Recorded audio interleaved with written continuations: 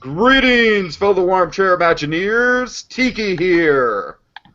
And in this corner, we have the lovable Blue Dude himself, Adventure Blue Dude, wearing the green shirt. Hi.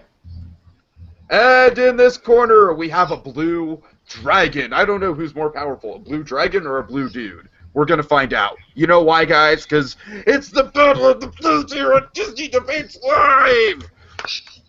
I'm way too overly excited about this. Alright, so how y'all doing tonight? We've got some fantastic debate topics for you guys.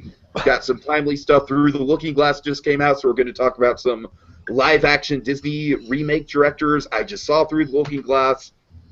Not a great movie. How are you, BlueDragonFive? Okay. Okay. You know what else I'm really excited for, guys? You know what else I'm just coursing through my veins with excitement, besides the Joker roller coaster, which is... Oh, Tiki, real quick, what happened with that? I heard there was a malfunction on that ride. Are you okay? There was a malfunction on it. I left before it broke down, but the first day of season passes, it did break down. Because I was worried. I thought you might have been like in a funk of like, oh no, we didn't get to ride it. No, I got to ride it 7 times. Wow. Times, and it was amazing. Well, they must have fixed it fast then. Oh, it was so good, guys. It was so good. It was so good. But it's Harry's Pie levels of good. But you know what else is Harry's Pie levels of good? What?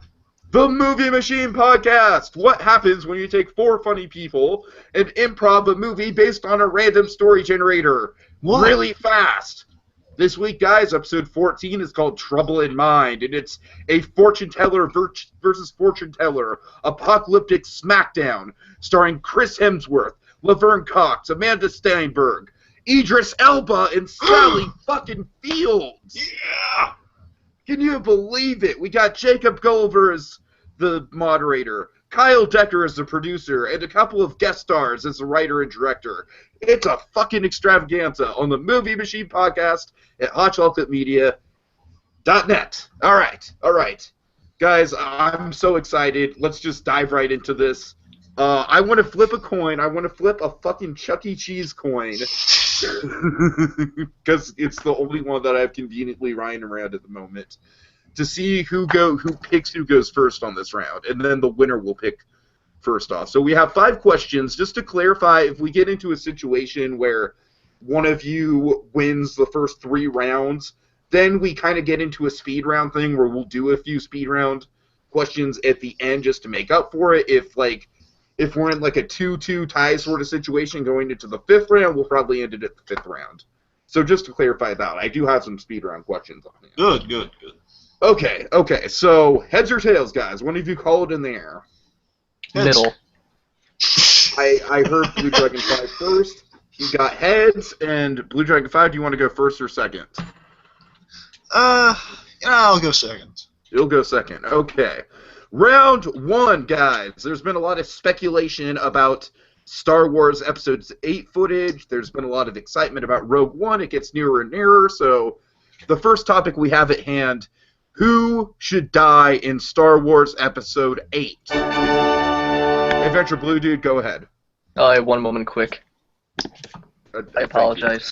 Can I take a moment to specify that personally I don't want anyone to die in Episode 8, but basically hypothetically, if someone were to die, who would it be? If you have to, because I think the thing with this that I'm kind of arguing is Han Solo was a really obvious death. Like, we all knew he was going to die from the second he signed on to Episode 7. It was practically written in the contract. It was practically written in stone, too. Exactly. So I think with this death, what I'm really wanting to see is kind of unpredictability and shock value, especially considering it's a Ryan Johnson film, and Ryan Johnson's known for like very dark, shocking episodes. So hit me with some feels. Adventure Blue Dude, you ready to go?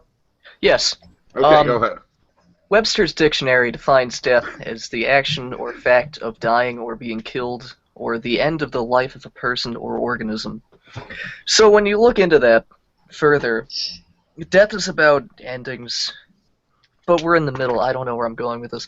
I've been saying this for years. but I really want R2D2 to die. It's kind of mean when you say it like that. Well, I mean, like, I want it because nobody expects it. Or nobody will expect it. And also, so there's that, or like R2D2's a side character. Like, there are other characters that, like, at base value, like that like R2D2 wouldn't make that much of an impact if he died. But I just like how emotionally taxing it could be that such an old and beloved character that doesn't even talk could, like, if he was to die, like, that would be like a huge deal. I feel, especially since a lot of people not discredit the character, but like think of other characters first. So like I feel as though like that would come out of left field and I'm rambling. But yeah.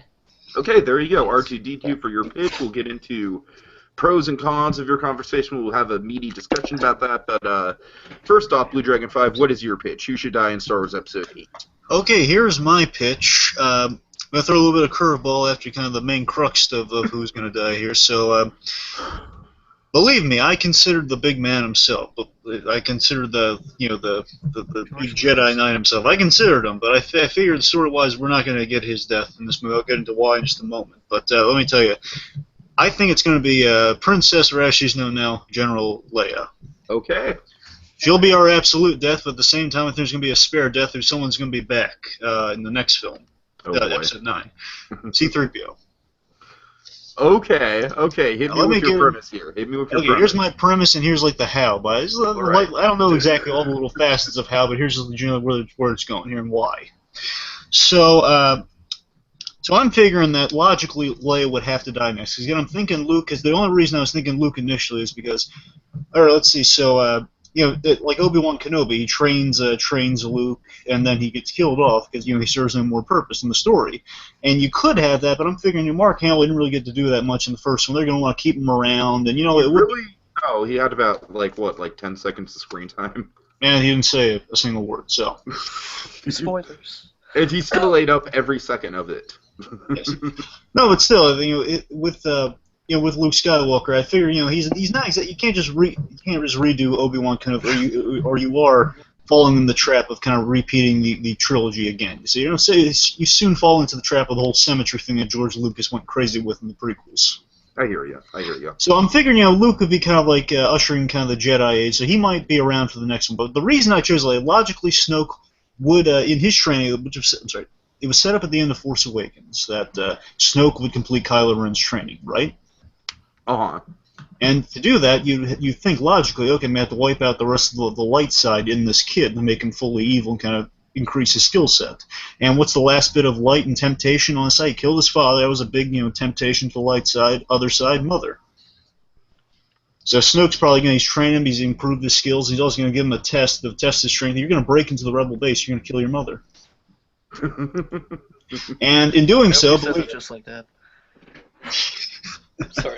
A little less Gollum-y, but You go in there, you can kill your mother. But anyway, though, so there's the point. Is like Kylo Ren's going to go in there. He's going to have a big dramatic moment. He's about to kill Leia, but then C-3PO, just to show how much they've grown closer over the years, he's going to have like a dramatic sacrifice. C-3PO jumps in, because remember, he does have reverence. He is logically by Leia's side through the whole Force Awakens, and they're really what the Hello? Hello? I'm sorry, guys. We have a special guest joining us because this is just an error on my part. I completely forgot my email. And Jacob, I don't want to leave you out in the cold, so how you doing? Welcome to the show. All right. So, Jacob, this is like you came in at the absolute last possible time. I hope Sandy gave you the topics. Yep, he did. Okay, good. Sorry, do I continue or do we explain to our guests where we're at right now? Well, Jacob, have you been watching? What? Say what? Have you been watching? Well, I missed a little bit of it. Okay, well, just to clarify, we're doing the round one where you can jump in right after BlueDragonFive's done with his pitch.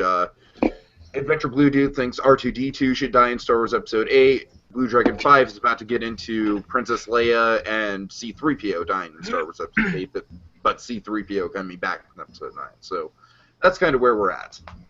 All right. All right, and then right after BlueDragonFive's done, I'll give you a chance to do your pitch. So BlueDragonFive, go ahead. Okay, I'm almost done. So so basically, so Leia. Before Leia gets killed, C-3PO jumps in the way. It is a heroic sacrifice. He's gotten to know her over time. He was with her in Force Awakens, so I figured, there's always a bit of closeness in there. I would always figure that C-3PO is kind of the uncle of the Solo family. So, I'm figuring Ben Solo has some familiarity with C-3PO, because remember, it's like, Dad isn't crazy about C-3PO. There's like a grudging respect underneath it all. And Princess Leia's like, oh, he's family. We love this guy. So the point is, C-3PO jumps in the way. Gets killed, but he's a robot, and that's the crux of my argument that robots can come back in the Star Wars universe. Yeah, that makes sense. Droids, right? Sorry, I don't want to be politically incorrect there.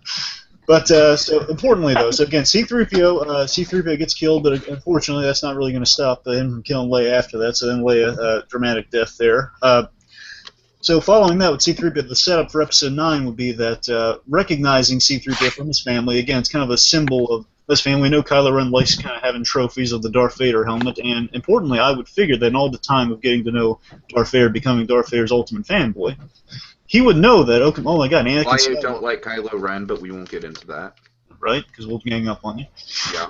But seriously, so knowing that, oh my god, Anakin Skywalker, my grandfather, Darth Vader, the big guy, he built C-3PO. This is gonna be like the ultimate trophy, and it'll be kind of like in his off time. I figure in Episode 9 he'll tinker with kind of tinkering with C-3PO is kind of like a rite of passage of, okay, I rebuilt something I destroyed, and I'm kind of like I'm rising from the ashes like my grandfather. And perhaps last thing I'll say on C-3PO is that perhaps in Episode 9 it would be kind of like C-3PO start to have like kind of an odd mentorship of Kylo Ren, where he's offering kind of words of wisdom, or basically saying, some humanity to Kylo Ren, even though he's lost all of his humanity killing his parents, and maybe this, gives us a little bit of redemption in a last death of Kylo Ren, or whatever happens to Kylo Ren, there'll be a bit of humanity fueled by C-3PO in the end. But again, Princess Leia would be the logical death. That's the main crux of my thing. She'd be the logical death to erase the last bit of light in Kylo Ren.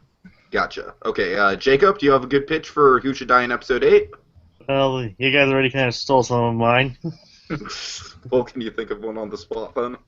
Well, the only other major character I can think of that would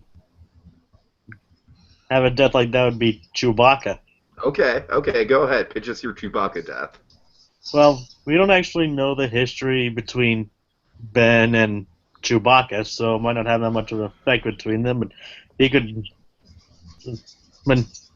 Maybe not the impact on the overall universe, but can you imagine the backlash he would get? So, the backlash, basically Rian Johnson would be a pariah, but it'd be a it's also a pariah, but it'd be a pretty gutsy move. I just want to state out for the fact that Chewbacca basically died in Han Solo's spot in the expanded universe. Yeah, but that's not canon. No, it's not. It's not. I just want to throw that out there because whenever I think of the Chewbacca death, I think of that. But I think it never really was canon to begin with. Yeah, I know. Anyways, go ahead. But it could have like a major effect on along with Princess Leia and C-3PO. Killing Chewbacca. We don't know how he bonded with Chewbacca. It seemed like Chewbacca actually knew a little bit about Ben and all that, with through his actions. Mm-hmm. But it didn't seem like they had too close of a bond, so it probably wouldn't have much of an impact. It probably have more of an impact on others more than Kylo himself. Like Kylo, especially since Rey has now become his new co-pilot. Right. And others have become such a big friend to Chewbacca. Others would definitely feel his death, and his death would definitely felt throughout both the Star Wars and the fictional universe and the real life. This is a character people grew up with, people remember. Just like Han Solo, it'd be sad to see him die. Okay, I hear you. It could move the franchise in a different direction. Not necessarily a good one, but still. All right, I like it. I think we got 3 solid contenders here. We got R2-D2 versus Princess Leia / C-3PO versus Chewbacca. So, guys, go ahead and chat it out. Just debate it. This is Disney Debates. I want this to be kind of a free-form conversation. Okay. Well, I think R2-D2 should die. We've established that. Yes, we do. Well, being a little blunt. Well, I don't think I think Chewbacca's unkillable. Honestly, I do. I think agree. he's too iconic. He's too merchandisable. It's like, you know, he's a character. Well, so is Han Solo. No. I'm sorry, what? So is Han Solo. No, Han Solo. We've known Harrison Ford wants to get out of the role for a while now. He's been trying to kill off the character since Empire. Well, yeah, I know that, but he's just as merchandisable as the rest of them. True, but let's look at the practicalities here. We have our actors who are getting older, and there's a point where it's kind of like they can only do so much action. I'm not saying that's anything against them as a character or anything wrong with character progression there. I'm just saying there will become a point where you can't have them involved in the thick of the action because you want to hand it over to the new guys, the new characters, the next generation. But Chewbacca, though, he can always be kind of that little remnant of the old generation come in there because Wookiees he barely ages over time, and it's just kind of a universal symbol of Star Wars, that Chewbacca. Yep. I don't know, he seems pretty unkillable in my opinion. I would agree. Just because. Well, I really didn't have much time to plan this. I mean, it's fair. I'm not saying it's thrown out there. I don't think he's killable. That's all I'm saying. It's not a bad idea of how you're pitching that he would die, because it would be a dramatic, awesome death. Yeah. Yeah. Yeah. Well, and what about R2-D2? He's also a pretty big icon. He'd be That's true. Yeah, I'm going to throw this at you. R2-D2 can be easily repaired. And why should he die? They weren't able to repair him when he went into his half thing throughout Episode 7. That was like a shutdown with security protocols are only known to R2-D2. It's not like he's Not necessarily. Well, I mean, they're He's only still known to R2-D2, but if it's a software problem, they can't do anything. But why should he die? I kind of missed that part. Oh, right. I mean, I think he should die because of R2-D2 isn't. When people say, oh, this character might die, nobody really thinks R2-D2, and I feel as though if that was to happen, it would be so unexpected that it would just, kill people. Which I just love the idea of, because just it's... mass suicide in the theaters. No, it's... R2-D2 I think it's an interesting idea, because R2-D2 has no dialogue, yet he is so beloved that... Same as Chewbacca. Chewbacca's different. It would it would be like the only difference is Chewbacca goes roar and R2-D2 dying would be like if Lassie got shot. Oh God. I feel you mean like Old Yeller that's actually a good analogy. Yes. You mean like Old Yeller? Yes. But I didn't use Old Yeller because Old Yeller was a different circumstance. I'm still saying, if of an iconic dog like Lassie... Okay, picture, yes. It's the Lassie movie from the 1950s. Some kids, Lassie goes up to someone, they're like, "What's going on, Lassie? Little Timmy is being held at gunpoint in a bank. We gotta go." So Lassie goes with the police.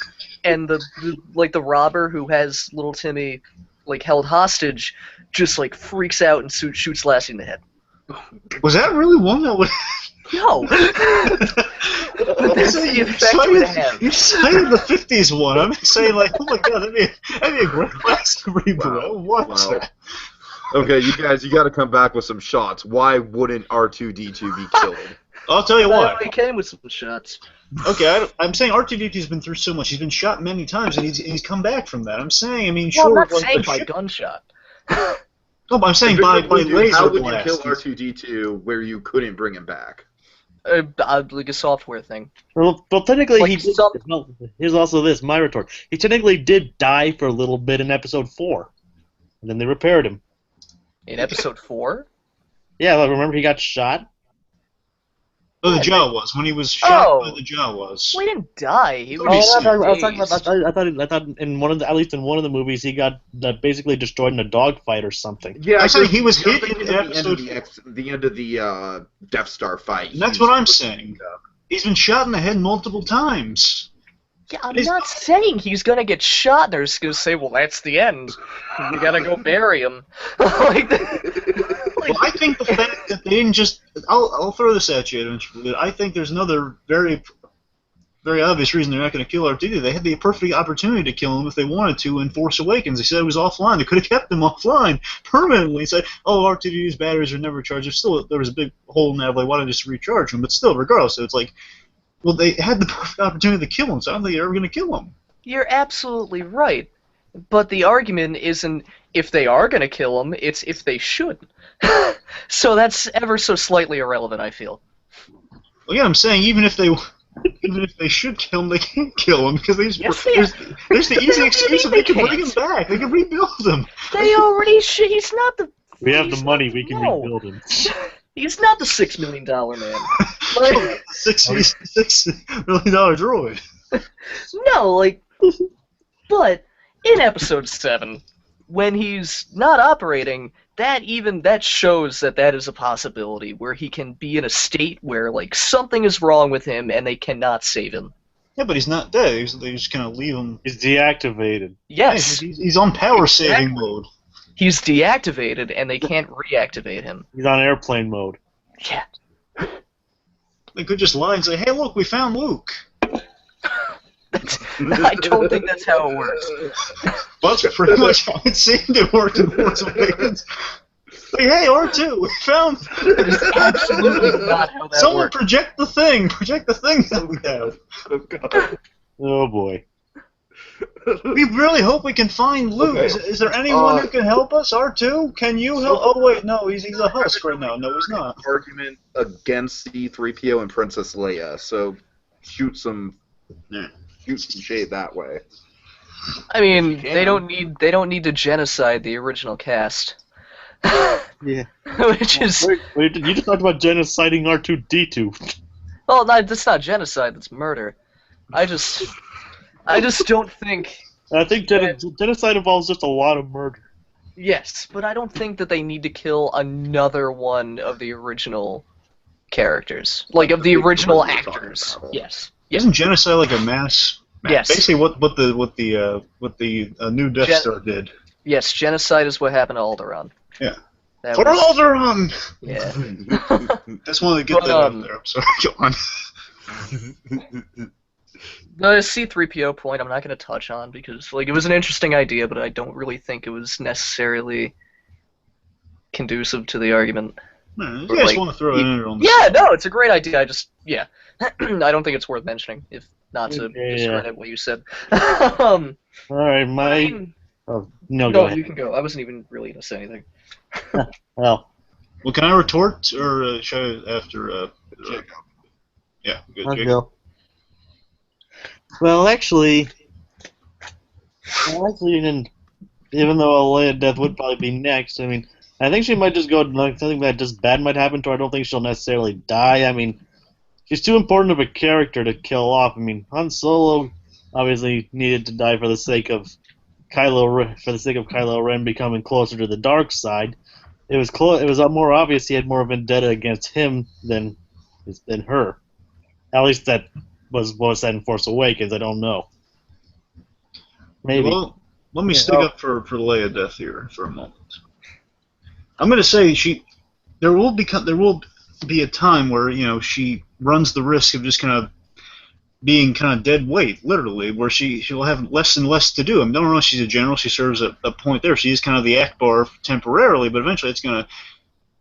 We've seen our rebellion guys, they get killed left and right. I mean, there's that, but other than that, I mean, there will be a point where she kind of stops serving the story, where at some point she's going to have to go, and if she has to go, might as well be kind of logical way of going. Well, okay, she would be killed to help Kylo Ren's arc. Why is that inevitable? She might. Actually, I think they might hold off her death to Episode 9, like along with Luke. I don't think they'll kill either of them, frankly. Well, again, I don't want him to kill anyone. We're saying No, I know. It's Well, entirely I think if they speculation. do, they might hold it off as long as possible. They might. From the looks of it, she might hold an important role, and they might, because remember, she wasn't in that much of Episode 7 either. They might expand hers and Luke's role a bit in Episode 8, and kill one of them off in 9, or keep both of them alive. I'm saying between her and Luke, who's more important? Luke. Obviously, Luke Skywalker. That's what I'm saying. So I'm saying, out of the two remaining original cast, who's going to stick around longer? Or who Leia. serves more of a purpose? Leia. Really? Leia serves more in purpose than Luke? It would make far more sense for them to kill Luke and take on an Obi-Wan role than to kill Leia and have her just be done. But we're getting off topic. Wow, that was a really That gong means it's echoey the end of the gong. debate. Oh. And I'm going to go ahead and give you guys each 1 minute to give final statements. So let's start with you, Adventure Blue Dude. 1 minute, final statement. Oh god. So I really think R2D should picture this. There's the end of the movie. Something happened towards the end of the movie. Something happened to R2D2. Don't know what. I'm not a writer. Yes. Yeah. And then there's just one shot of like R2D2 like beeping, saying like just whatever bleep bloops, and then the lights dim on him, and then he's gone. We watched R2D2 fade out, and they cannot bring him back, and there's nothing that can be done to save him. That is my argument on why the character that has no dialogue and has never had dialogue can lead to the most heartfelt death in the Star Wars saga. That is my minute. I don't know. There you go. I realized we were waiting. Okay. Okay, we didn't go over the gong thing, by the way. That's why we're laughing at it so much. You know what? We didn't go over the gong thing because I decided to do it like mid-broadcast, but just to establish it. It's established. Okay, now. so I'm sorry. So it's my turn. The gong thing is like the Thor's hammer on movie fights. I mean, it's cool. I'm just saying we didn't see it coming. That's why we're laughing so hard at it. So I'm sorry. It's my turn. Yeah, it's your turn. Go ahead. Okay. Well, I mean, look, I think R2 and Chewbacca, they're too iconic. I just think they're too iconic, and I think they're too iconic to be killed off. I don't think they are going to get killed off again. I think Leia is the logical choice to get killed off. I mean, they've been progressively forgetting the whole princess thing and making her general. I mean, there's only so far she can rise up the ladder before she just does nothing in the story. I mean, what's next, Senator? We know that's not going to end well. So again, I'm thinking Leia would be the only one to have. It'd be a meaningful death. It'd be kind of an economic way of getting her out of the story, but still serving a point in the grander story. I'm getting a sense Carrie Fisher, she would be in the same boat of Harrison Ford, where she wants out of it at some point too. Because she doesn't always seem super enthusiastic about Star Wars. I don't know. It's something to kind of notice. Like, she is a little bit sardonic in the interviews. I'm not saying it's like she hates the role or anything. I'm saying like she wants kind of that at some point. I'm getting a sense of like. A little ripple on that one. All right, Jacob. All right, I need to think about that. Kind of going off of what Adventure Blue Dude said. I mean, if we have this, imagine the same thing, but as Chewbacca, a character with like, who's a little. We've seen, well, not exactly grow like R2D2 or anything. Well, R2D2 didn't grow at all. But the thing is, Chewbacca, you can implant yourself on Chewbacca more. I mean, like, it'd be like watching your best friend die. I mean, it'd be like, well, as your best cinema friend die. It'd be just like, what a really iconic blow. Have ripples felt across the real world and the Star Wars world. How many lives Chewie's influenced? I mean, people would definitely feel it. And I guess that's all I have to say about that. That's it? Oh, I guess. Okay. All right, guys. All right. BlueDragonFive, I'm just going to have to be straight up with you. I do think yours is probably the most realistic of the three pitches. With that being said, I think the C-3PO thing is like, literally C-3PO is dragging you down by his red arm. Like, that's the analogy I'm making here, because I think you overcomplicated your pitch with the C-3PO. Adventure Blue Dude, I love your ideas, and I, just for the reference, Sandy Claus commented that he was dying when you were doing the whole Timmy getting shot thing. I think that's going to be a good meme going forward. But having said that, I do think that they both kind of crept up on you and got you in various ways with, like, yeah, logistically, how could you kill R2-D2? He's come through a lot of stuff. And Jacob, honestly, the only thing I heard against Chewbacca was, oh, he's iconic, but I think R2-D2 is probably arguably even more iconic, and I think they were kind of taking each other out, so I think Jacob gets the point this round. Seriously? But he wasn't even supposed to be here today. I know, right? I just wanted to quote Clerks there. I'm sorry. Okay. Can I give credit where credit's due here before we move on? I just want to say, guys, I would have definitely felt your deaths more than mine. I just want to say that. I want to give you points on that. Well, Dragon, I honestly think I would have given you the point just for the realistic factor of Carrie Fisher not really wanting to do. Like, you had some good points there at the end. Like I said, I honestly kind of wish I would have clarified that I would rather not have that half of the death there, so because that half of the death kind of stopped you dead in your tracks a little bit. Okay, so round 2 I'm really excited about. Seriously, can't believe I won that. I can't believe you won that one either. Moving on. I just came in here and all that. Okay, so BlueDragonFive, I'll let you go first on this one. Since Finding Dory's coming out, we just got a 3rd trailer this past week. We're all really excited about it. It's only a few weeks away. Pitch the next Pixar character to get a spin-off film. So, BlueDragonFive, what do you got? Okay, so with Incredibles 2 on the way, and it's very much to look forward to, I'm going to pitch you the Edna Mode film.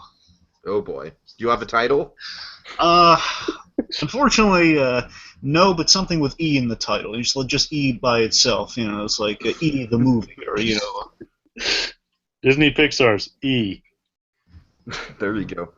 Yeah, something like, again, just E in the title is coming up because you're showing like the mystique. It's like some sense advertising, something like fashion designer. I don't know. Okay. Anyway, so here's my Edna Mode spin-off movie here for you. So, I mean, the reason for Edna Mode and the reason I think she'd be a great contender for, out of any Pixar character to really get a spin-off would be, you know, I think a film starring Edna, because one, she goes over great. She's almost everyone's favorite part of The Incredibles in terms of the side characters and the supporting characters. You know, she's knocks it out of the ballpark. You know, Brad Bird does a fantastic job voicing her. We all love Edna. She's great. She's electric. Anyway, so I think what you get with Edna Mode's movies, that you could be a great. You could see kind of a great mundane facet of the supers with this bigger than life protagonist. That's what Edna kind of brings to it already in the Incredibles film. You know, she's Elastigirl's like going through. You know, she's crying over her marriage. She's like, "You are Elastigirl, act like." You know, she affects everyone around her. You know, she's a costumer for superheroes. It's such a great mundane job, but at the same time, you know, she makes it super exciting. You know, I mean, saying it's like such a mundane premise of, okay, well, the superheroes, they really aren't so super when they're out of the costume, but she builds the costume, and she's kind of, in some ways, inspiring and building up the super egos. I mean, I think that's a really interesting film idea, and what you could do with this film that would kind of give Edna more dimensions, you know, you get some layers and subtleties of Edna, because, you know, we just know her as, everyone knows her as the confident kind of super being to the supers. But, you know, we get interesting answers to questions like, you know, why did she switch over the hero? Like, what was the inciting incident? You know, why the job transition? We could see her befriending the Parr family. We could see maybe some guilt over the Cape deaths, you know? All the Cape-related deaths, you know, no Capes. Something's actually been a lot of fan theories about recently. Maybe she intentionally has put in some fail states. I'm not going to bore you with those details right now, but follow me on this. So, again, I think primarily you get really you could see the creative spirit and reinvention that Edna Mode brings with being kind of a fashion designer. She always reinvents herself. It's kind of, you look at the film like she looks at kind of designing her fashion choices here. You know, she would really bring that creative spirit to it, which I think is kind of a good thematic thing to have in your movie. And I think in terms of how the story would be told, I'm thinking frame it like Chaplin, you know, where she's like she's doing an interview for like a tell-all book or a televised interview or something, and you have kind of the unreliable narrator in there as kind of our framing device. But you have a Deadpool-like narrative where you're kind of jumping in time. So at the same time it's kind of an origin movie, but it's also set after The Incredibles. That's why she's giving this interview. It's after all the stuff that went down in The Incredibles. You know, she's back on top. You know, she's the designer to the stars, and the stars in this case being the supers. Okay, I like that. And going into the past there, we just flesh out, you know, what we need to know about Edna. You know, we find out a little bit about her and kind of see her post Incredibles. And the main crux of the story, and this is the last thing really, is that we see she's actually harboring a secret that she's also, again, it's kind of a logical thing here, is that, okay, well, she's designed costumes for heroes, but what about the fact that she's probably designed costumes for heroes who have gone bad? And she, in this movie, would probably be her rectifying that, and just kind of feeling guilty over a supervillain who's used to be a hero that she designed a costume for. It's laid waste to maybe some good supers over the years, and this is her. We get to maybe in the third act, like her in the field, some comedy there, like Edna Mode as the action hero in the field, and I fear the ending of the film would just be her having this Bond-esque payoff where like she turns around in the chair and the supervillain's like, what? It's like this turning the tables thing where she takes the villain down with, get this is the last bit I have here, with an indestructible and retractable cape in some way. Like she's turned the thing that's kept her down over the years, the biggest drawback she's ever had in her career, the cape that leads all these super deaths, and is probably, but she uses it now. She's bringing it back. That's the gag. She's bringing back the cape in a more positive way. So now the costumes with the capes are useful, and they can retract so they don't get caught in the rudders and things. Okay, I like that. I like that. That's my pitch for the movie. All right, I'm going to turn to Adventure Blue Dude now. What do you got? So my idea was it doesn't have a name because I can't name things, but it's basically a film. It's a prequel to WALL-E, following the cockroach, whose name I forget. Wow. Did he have a name? Did it have a name?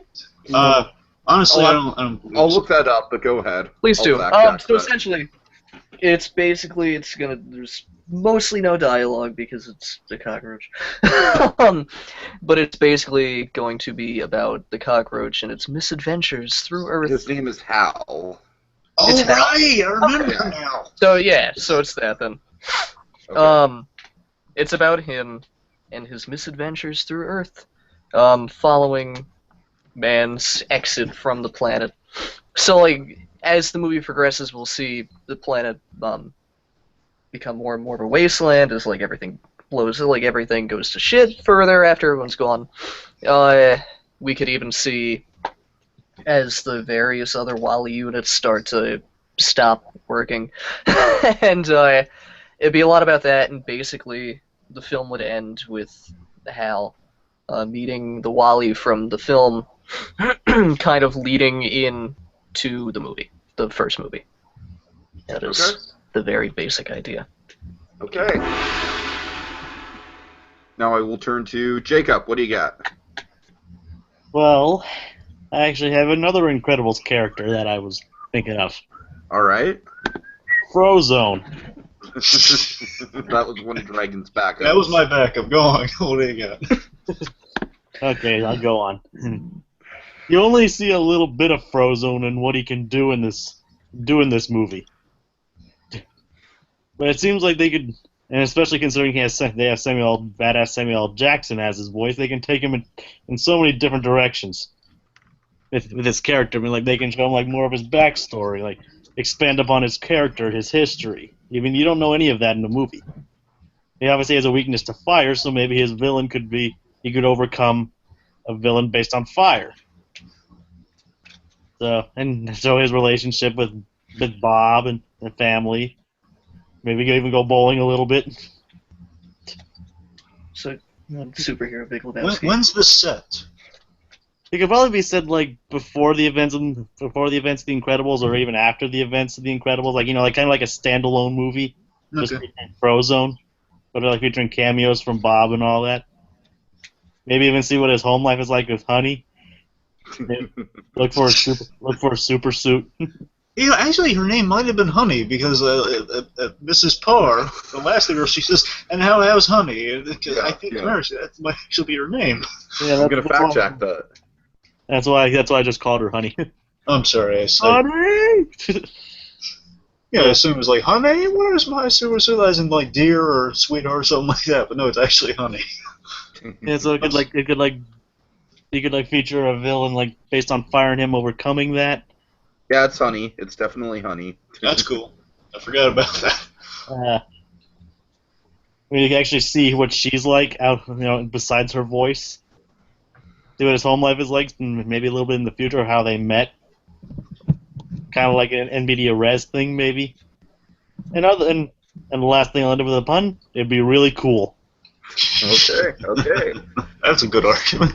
So we got Frozone versus Edna E. Mode versus Hal the Cockroach. Go ahead, guys. Debate it out.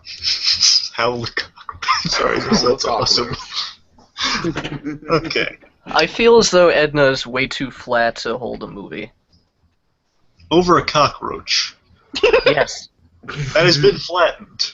The cockroach movie is silent, so there isn't really any... Like, Edna Mode and a movie based on her would have to be a very a very dialogue-heavy film. And I that's feel yes, because the character is far too flat. Because, like, what we saw in The Incredibles is not enough to really warrant a movie. Hence the spin-off, to flesh her out. Yes, but you can't do all of that in one movie, I don't think. Why not? Because it would be changing too much of what we already saw. No, it's like look at Better Call Saul. We learn all about all the different layers and kind of this guy's journey. We can do the same thing. Yes, but he also had 5 seasons of build-up. Edna Mode had 2 scenes where she doesn't really do much, and then a movie comes in where she's feeling remorse and getting depressed because people died in her costumes. It's a great idea. I just don't think it works because the character in The Incredibles is far too flat of a character to warrant a movie spin-off. And the cockroach who just ate Twinkies and sat when Wally told him to. Look, Yes, I'll give it. but you're not understanding that the cockroach movie doesn't have a dialogue-heavy script, so he can do basically anything and it would still fit within the character. Be like the red balloon of the Pixar universe. Yes. Yeah, but we'd be watching a cockroach for an hour and a half. Yes, but it's also a ton of world building for the Wally universe. There will be more than just the cockroach. There's plenty of world building in the first few scenes without dialogue. It already showed what happened over the world, and they didn't need anything. They didn't need it from... Basically, what you would be doing is like showing it from the perspective of a cockroach. We didn't need prequels to Planet of the Apes, and we got prequels to Planet of the Apes. That's different. And No, they're it's damn not. good movies. Exactly. We would be seeing so much more of the world of Wall-E than what we saw in the film. We could very easily have a ton more Fred Willard. Well, not a ton, but like a pretty good amount of like Fred, like the Fred Willard segments. How would you do that with Fred Willard? Would you have him in live action, or would you have him animated in the past? I don't like the live action, but I feel as though it's part of the style at this point in the movie. Yeah. Where like it's kind of like you have to, because like even just continuity, like yeah. Well, eventually, look, I'm going to throw this again. I think your cockroach idea is interesting. Don't get me wrong, I like it, but here's the thing. I'm going to throw a big thing at you here. I think it only sustain itself as a short. I mean, I don't know if it's going to carry through a whole film though. Kind of like Bernie. Yeah, exactly. I'm saying it's pretty much it's Bernie. I mean, it's a clever idea. I love it, but it'd make a great short film. And let me throw this at you too. Look, the first Wall-E, when it was in its development phase, the first act was really strong, and then they kind of realized they wanted to kind of have no humans in it. They realized, we do need humans in this to kind of carry through. You can't have a film completely without dialogue. So you're saying you would have the other characters in there, and they'd be kind of the main focus over the cockroach. So he would just be the incidental kind of listening amongst the conversations of the world building. Yes and no. Like it would be entirely from the perspective of the cockroach. The cockroach obviously won't talk, but there will be like other characters that it comes across. The big thing you will be up against. I'm sorry, I didn't mean to stop you. No, I wasn't saying anything. Well, the big thing you're going to have to go up against are Bugs Life comparisons. You're absolutely right, but I feel as though it's really different because A Bug's Life is anthropomorphic bugs. Yeah, I'm saying to a general audience, I think you're going to question why isn't the bug talking, and it sounds really. I don't know, it sounds clever. It might be a little too clever for a general audience. That's the thing. I don't know if audiences are going to sit through an hour of, well, more than an hour. You know what I mean? You're going to sit through a full-length runtime of just kind of tracking. You have to be a really big Wall-E fan. I don't think it's going to approach your general audience. I mean, Edna, for example, she's really entertaining, and also you're getting some subtleties there. A fashion designer, the superheroes. Superheroes are really big right now. I think there's more legs on that over a cockroach character. Again, clever, but only for dedicated Wall-E fans are really going to appreciate this world building in a prequel where we don't even have the title character. May just fall in love with that universe. All right, I totally get that. I get the pros and cons of Edna and the cockroach. I want to hear more about Frozone. Oh, Yeah, sorry. I was going to go to that once I said my Right. thing. Yeah. But, Take the lead, BlueDude. Take the lead. yeah, Yeah, you guys keep talking about yours. I don't care. Yeah, that's what I'm saying. Frozone- Jacob's Well, no, just I going was to gonna get the get point by to it, we default just at this didn't. point. I like the idea of the Frozone thing. The As problem do I. is, I feel as though it would be very similar to the first Incredibles, where like I like the idea. He's a very interesting character to follow, but I wonder what would be different from the Incredibles. Well, first of all, it probably wouldn't be like a midlife crisis kind of thing. Well, here's the big thing I got to throw at you right here. That's a huge thing of the Incredibles, the midlife crisis. That's a huge, great thing. And what is your equivalent to that in your movie? Right now, all you say is like it's Frozen going up against fire. Is there something thematic there? What's his character arc in this movie? What's the point for this movie? Well, basically, it could be like it could take place in the past, like when he was younger and facing prejudice. Okay, that's interesting. Expand Yes. on that a little bit. Like I said, when in that like in that time there might not have been a minute. If you think about it, he's really the only African American superhero we ever see.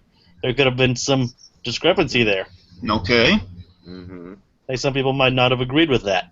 It's a gutsy topic. I mean, I think Pixar. I mean, believe me, I would love to see Pixar broach that, but still, it's a really dicey topic to broach. You're gonna. But they kind of touched upon it in that 50s kind of short they did for that movie, though. They did the commentary for Mr. Incredible and Pals. They made the Samuel L. Jackson's going on a tirade about they made me white. You're tan. Oh god. Oh god. That whole thing, which is hysterical. But let's not dwell too much upon that. But again, look, they're playing that one for last. But still, I mean, I think if that's going to be the main crux of the film, Jacob, that's going to be. It's going to be a dicey topic. It's going to leave some people unhappy. They have to step on eggshells with that one. Well, even overcoming it and all that. Yeah. But I mean, they can't really say it doesn't exist. I mean, look what kind of like what they did with Princess and the Frog. I mean, You can't say that it didn't exist, but at the same time, I don't think Pixar would be doing a movie about race relations. I don't think it's going to sustain itself either for a full-length film. Kind of, it's a. okay. Like, how much of it is in the past in your version? Is the whole thing in the past, or is it? It's like, okay, maybe just like a little bit of that would take place in the past, and he overcomes it. He's welcomed as a hero, and like maybe it's like kind of like a Bond movie kind of thing, where it's like he's like sent on a secret mission and all that, and he overcomes it. I don't. So, like the first one. No. Okay, I guess I'm done. Oh, we're all done for that part. Well, I'm going to give you guys 1 minute to do your final statements for this round, so I will go ahead and start with... hold on, let me get to the stopwatch. I will go ahead and start with... BlueDragonFive, go ahead. You have 1 minute. Again, I think, guys, I love all these pictures. I think out of all of them, I think Edna has the most legs to stand on. Believe me, I love the Frozen idea. I think you got enough to go on for film there that would justify that. Again, the cockroach thing, it's cool, but there's not enough Wall-E in there. You have to be. I don't think General Lance is going to go for that. I know I'm repeating my same points. I feel strongly about them. You know, I think Edna is a beloved character, and there's be more. Out of all the Pixar characters, people really like Edna, and she's always kind of a standout part of the Incredibles. I think she's the one who lends herself most to getting a spin-off over any of the Pixar supporting characters, honestly. That's why I picked her. So I can't really think of anyone else without kind of really forcing it who would be naturally kind of someone you want to know more about. That's why I think Edna kind of tops that one. That's all I really got. All right, then we head over to Adventure Blue Dude. You got 1 minute. Okay, so as I said earlier, I really feel that Edna is too flat of a character to hold her own movie. As interesting an idea as it is, and I really feel as though Frozone, while also an interesting idea, would be way too close to the original Incredibles, like, not in story, but like stylistically, like kind of in themes, and I also don't feel as though Pixar would make a movie about race relations anytime soon.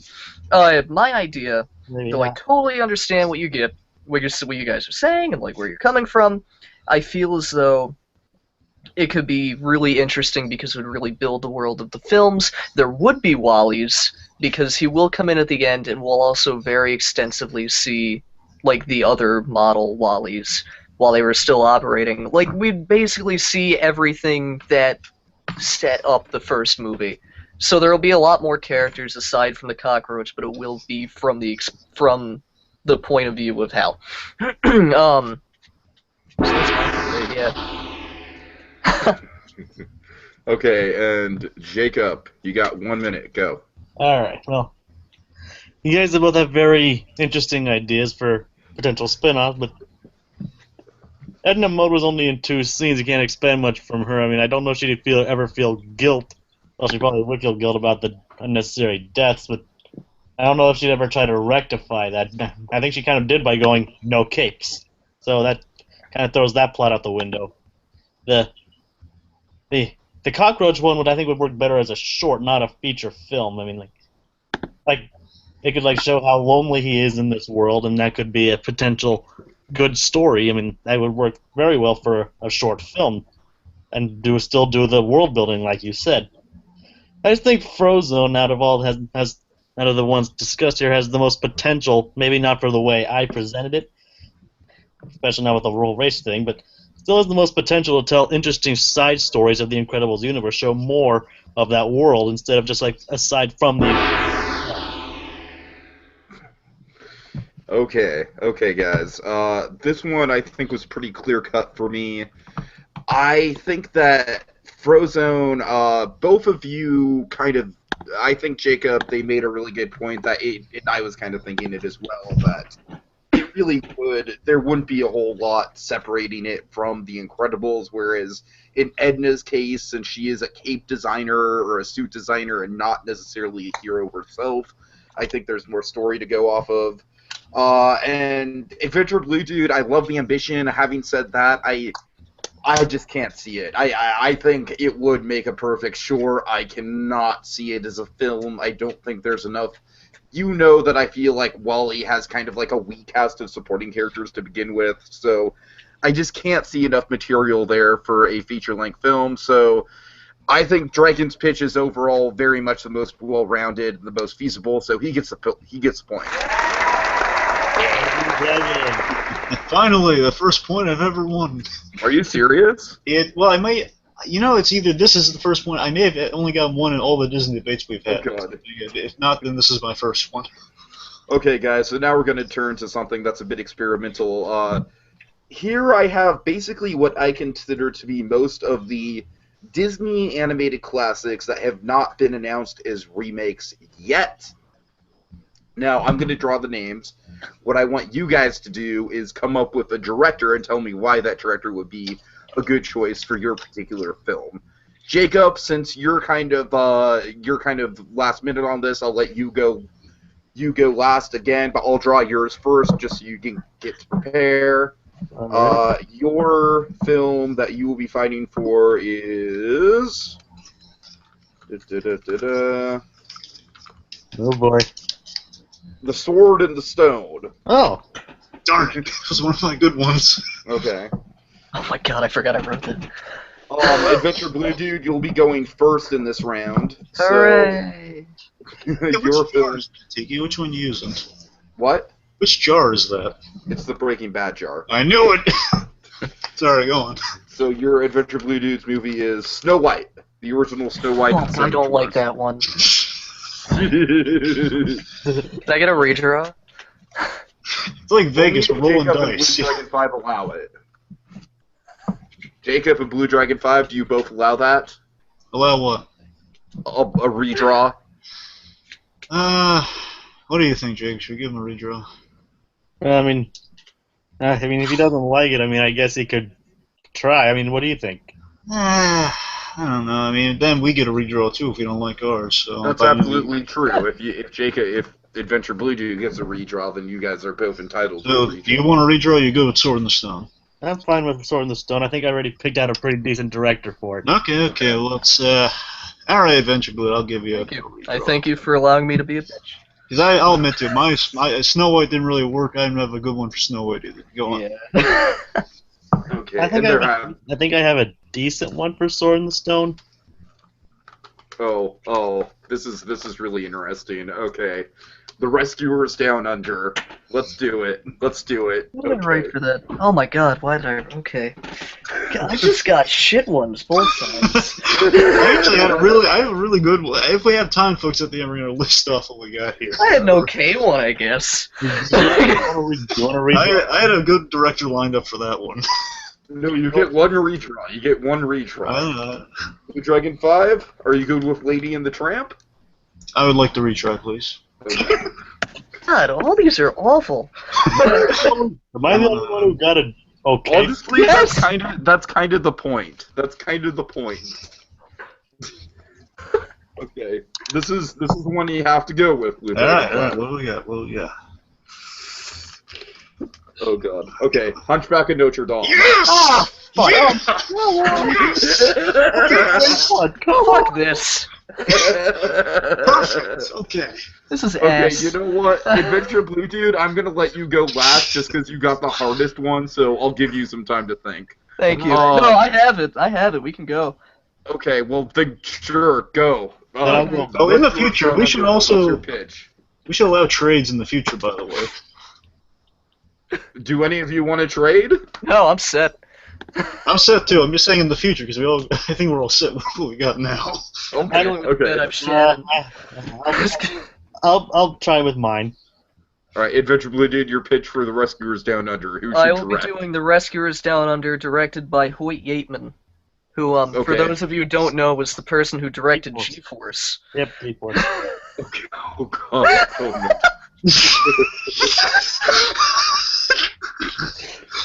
G-Force, that's This movie will be entirely live action, except for the mice and animals, which will be CG.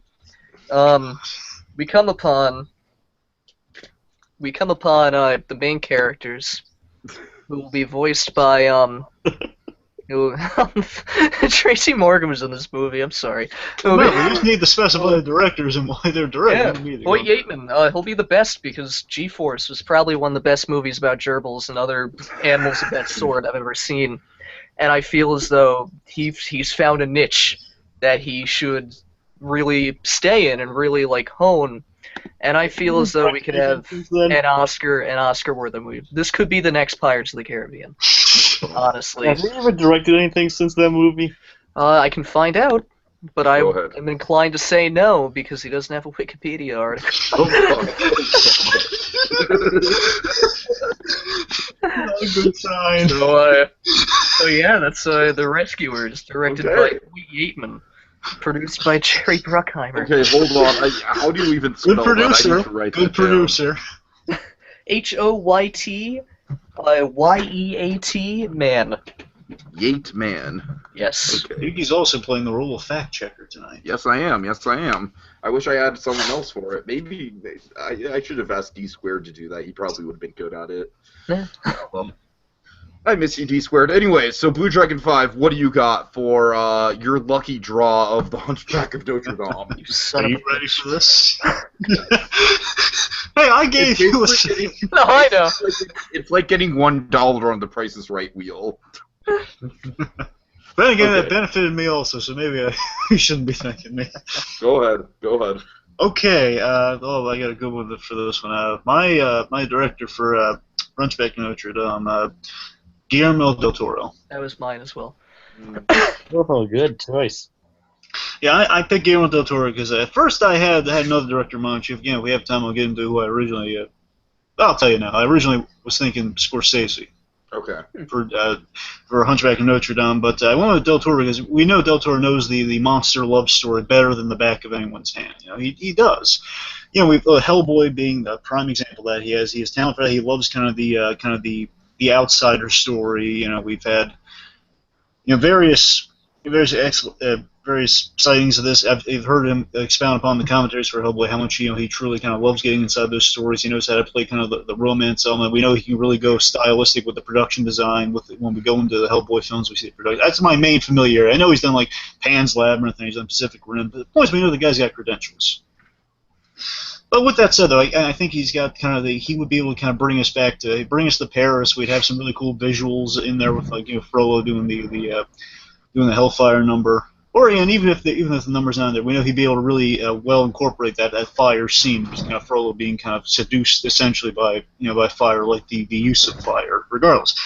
Last thing I'll say, I guess, to round up my point here. Again, I just think Del Toro, he would be able to do this story if he'd be the logical story. Don't get me wrong, Del Toro, whether he would actually be able to do it or not, this is all hypothetical because we've tried nailing down for Disney films before and it hasn't gone so well.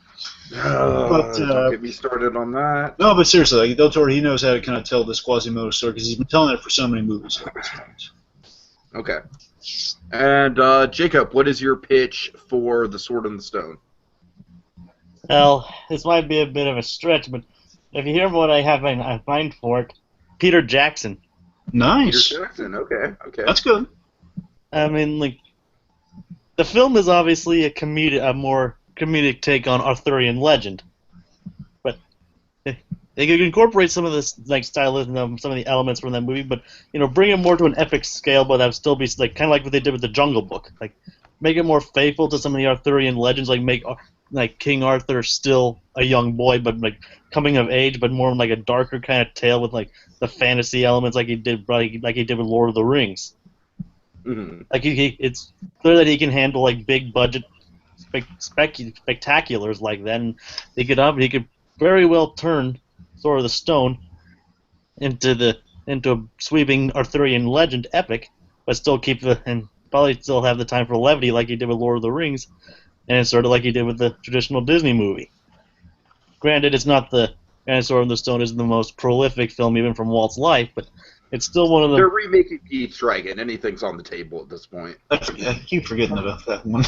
Well, I guess that is a good point there, but I mean, like he's good at making epic movies, and they have the potential to make an epic Arthurian legend, but still keep it true to the original animated classic, with like some of the classic characters, Mim and the Merlin's magic fight. That would be epic to see.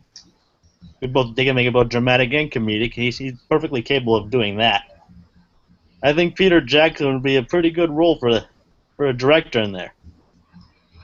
Okay, so we got Peter Jackson, Sword in the Stone.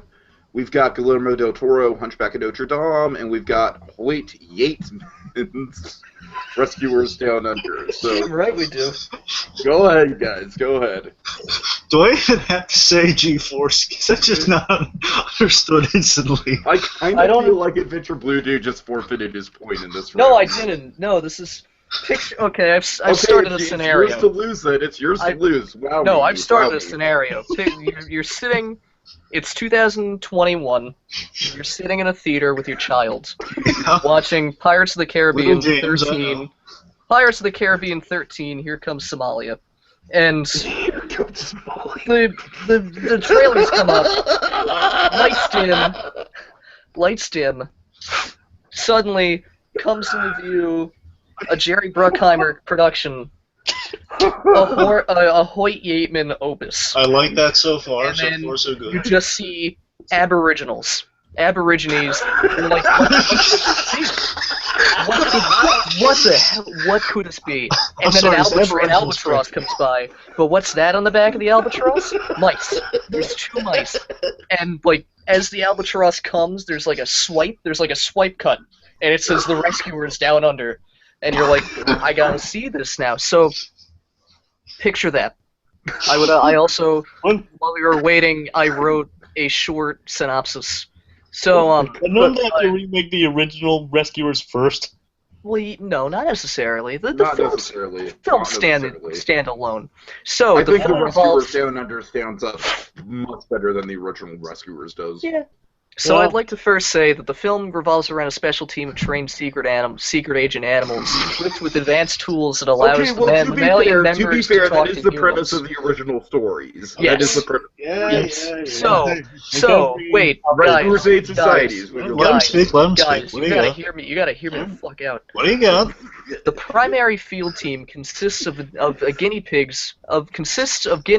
Darwin, the team leader, Juarez, the martial arts expert, See, now you've lost. Blaster, the weapons and transportation, a star-nosed mole named Speckles, who's cyber intelligence, and Fly Mooch, who's reconnaissance, not to be confused with Renaissance. The unit's leader, Ben, orders an unauthorized infiltration of the residence of home electronics and appliance magnate Leonard Saber. He's in Australia. You're just reading this. I gave him. He's the owner of Saberlink. Of hope and destructive. Excuse me, please don't interrupt. He's the owner of Saberlink Technology, who has been under FBI investigation. The team is able to retrieve sensitive information about a sinister scheme. Okay, I'm sure you get where it's going. In the end, they find the gold of Sydney. They find the grand Sydney there's no diamonds. Eagles involved in this, or no George C. Scott. Or What's saving the girl? They find the Perth diamonds. And it's that's not how the even a film girl, ends. it's a little boy in the rescuers town under. Alright, So- Jacob and BlueDragonFive, you just Excuse me? I believe I'm a part of this still as well. Point goes to Jacob. Hey, I didn't get to say anything yet. Point goes to Jacob. I didn't either. We didn't get to talk about it. BlueDragonFive, Adventure BlueDude just made this into a clusterfuck of a conversation. I Come want to move on. on from this. Really? I said with this guy. Can we at least say something? Can we at least say something before we give it a point? Yeah, Let them we go. had excellent picks. I love his pick. Alright, fine, Frankly, I fine, prefer fine. Del Toro Hunchback. Yeah, I want to That's say just me. I want Go to ahead. talk about Hunchback. Okay, I'm sorry, who? Jacob, you want to start? Well, yeah, I do agree with your points along the lines of Guillermo del Toro. He'd be great, excellent for the whole gothic quasi-modal love story, the whole gothic look that the cathedral would benefit from. Yeah. Well, I got to tell you, I'm sorry. Please go on.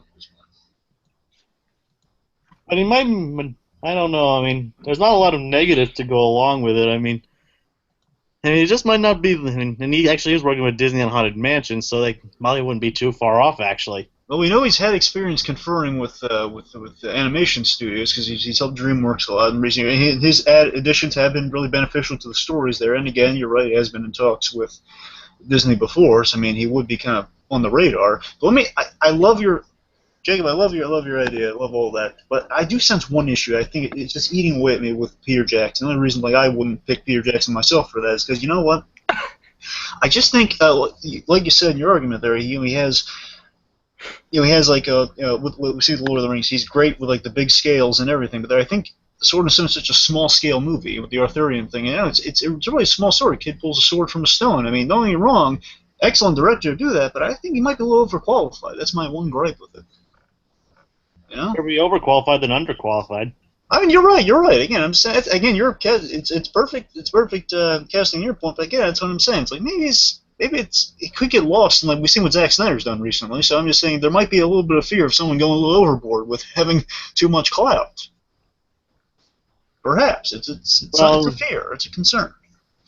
Well, there's Del also trouble with Guillermo del Toro. I mean, like look at him. Like you said, he also directed Pacific Rim. He might also be too overqualified for this kind of thing. No, I would still argue Pacific Rims and Pacific Rim. He wouldn't be overqualified, but Del Toro has far too much on his plate constantly, which is why Haunted Mansion has taken 10,000 years to complete.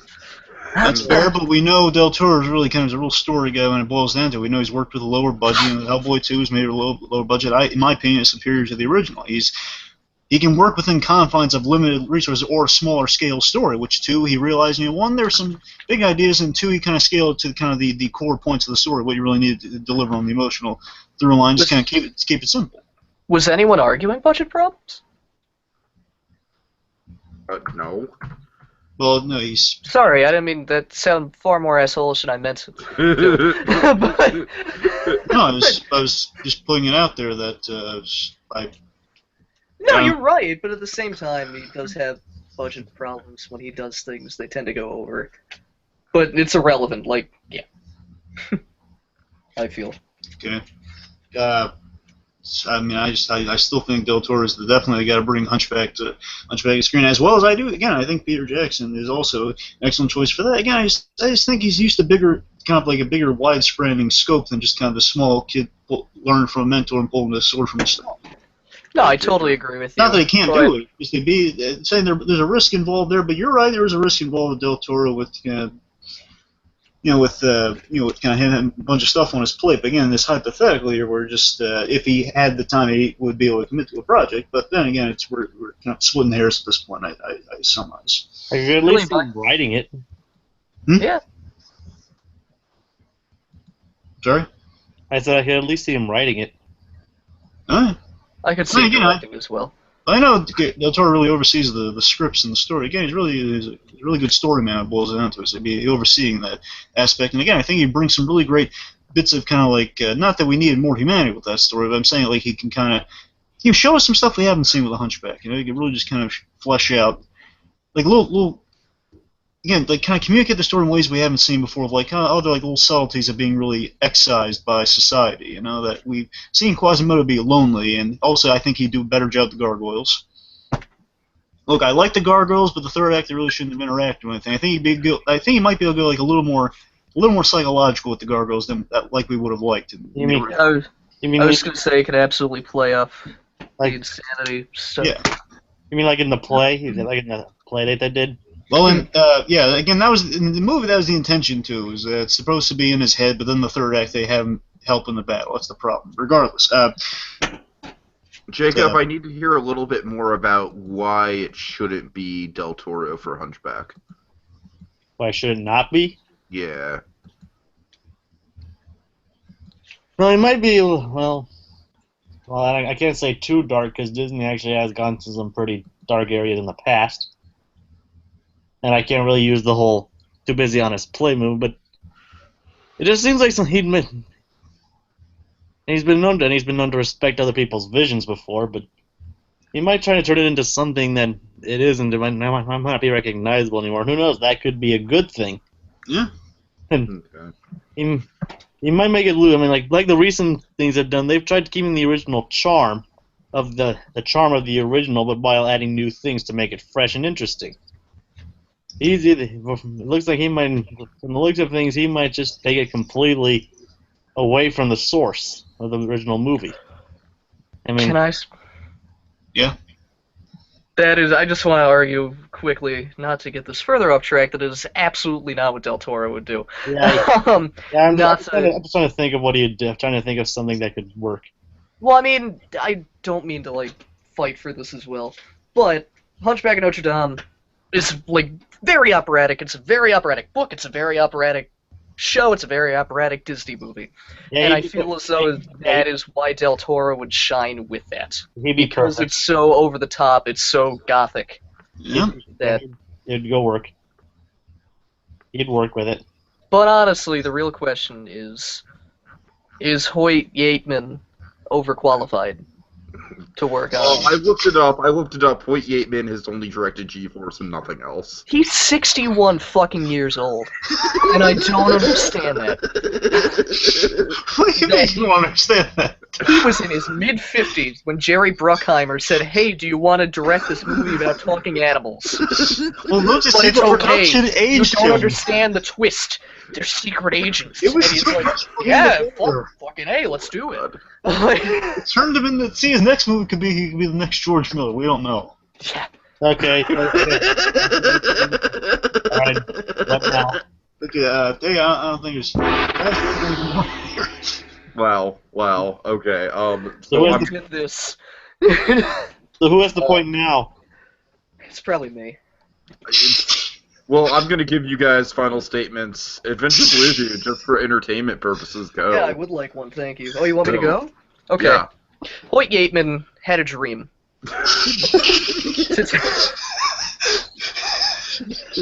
He woke up once in a cold sweat, and his wife said, "Honey, what's wrong?" And he said, "I don't know.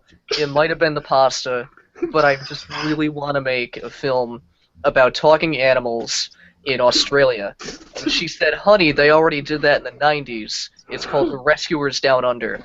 And he said, shit. So he called Jerry Bruckheimer, and he's like, this is my idea. And they're like, I don't know, but we have another idea about humans. Get a secret agent, and it's called, in a secret agency, and it's called G-Force. And he's like, well, what if I directed that, but with animals? And he said, God damn it, Hoyt, you're a genius. So with that, G-Force did so well that it set off a whole franchise of Force movies and animal movies, eventually culminating with the idea that was born in Hoyt Yates' Spaghetti Nightmare. Oh my god. The Rescuers Down Under. Beautiful. Okay, BlueDragonFive, you got 1 minute. Go ahead. Okay, I think a lot of my points were kind of proven here. Again, Del Toro, he's just the right guy for this job. I don't know much more to tell you. I mean, he is just he knows how to tell this story. He's told it really well with other characters in the past. You know, with Red and Liz, with Hellboy and Liz. It's a great story. Just kind of that one had a much happier ending. But here though, again, we don't know. This one could end darkly like the book. This one might not. We don't know how much. That's the only question that remains with his take on it. He's tailor-made for making kind of the gothic. Playing with that gothic style, kind of having the operatic elements, as it's been said. Again, I just think he can get to the emotional core of that story because he understands it so well, and he would be definitely my first pick on that movie. He's really good for it. Okay, and Jacob, you have 1 minute. And a lot of my points have been proven too. Peter Jackson, I mean, they could still, believe it or not, some of his earlier films were like very one of his earliest movie was like a monster movie it had Muppet characters, so maybe not, but eventually he got to the Lord of the Rings and King Kong, so the King Kong actually proves that and some of the moments in there with him, especially with the ape and the woman, prove that he's capable of doing smaller scenes, like doing smaller, more intimate scenes as well, and the sweeping scales of Lord of the Rings. And the levity of some of those scenes in there, and the grand sweeping scale of that, and I think it'd be kind of well suited to do Sword in the Stone.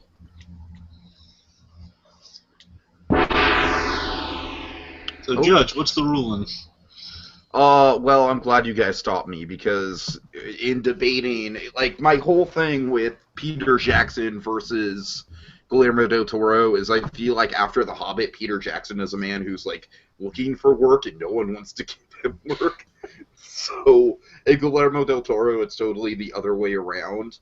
And so just for realism points, I wanted to give it to Peter Jackson, and also just because I'm kind of trying to make this show go faster. But yeah, I gotta say, I just think throughout the course of the conversation, you guys kind of basically fed into Guillermo del Toro. He's perfect for back. There's really no holes you can poke in it.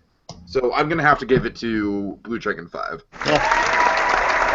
Can we go through our list quickly? What? Can we go through our list quickly? Just list them off real quick. Oh, God. It'll take 5 minutes. Just give us the movie name, and just you list them off, and we'll give us our names, and we'll just keep going through the list real quick. Yes. Please. I'll keep drawing. All right. This won't be for points, will it? No, it's just for fun. Well, we have to see it. I'm glad we talked that over because I kind of thought just him automatically giving it to me after the Hoyt Yateman thing was kind of unfair. What's the name? Pinocchio. Martin Scorsese.